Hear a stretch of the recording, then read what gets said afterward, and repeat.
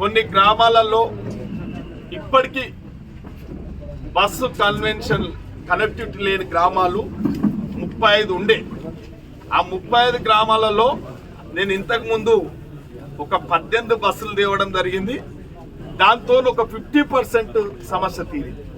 ఇప్పుడు మళ్ళొక 18 బస్సులు కూడా తేవడం జరిగింది. దీనికి అరాకొర డ్రైవర్లు కండక్టర్లతో ఇబ్బంది ఉంది.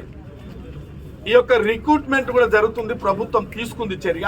కానీ ఎస్సీ ఎస్టీ వర్గీకరణ ఏదైతే ఉందో దాన్ని అమలు చేయాలని చెప్పి కొద్దిగా జాప్యం జరుగుతుంది. కాబట్టి తప్పకుండా అది కూడా త్వరలోనే ఈ యొక్క ఆర్టీసీ రిక్రూట్మెంట్ కూడా జరుగుతుంది. బస్సులు మాత్రం మళ్ళొక 18 కొత్త తేవడం జరిగింది మన డిపో. ఇది ప్రయాణికులకు మంచి జరుగుతూ ఉంది కాబట్టి మీ ద్వారా కూడా ఇది ప్రజలకు తెలియజేస్తాం.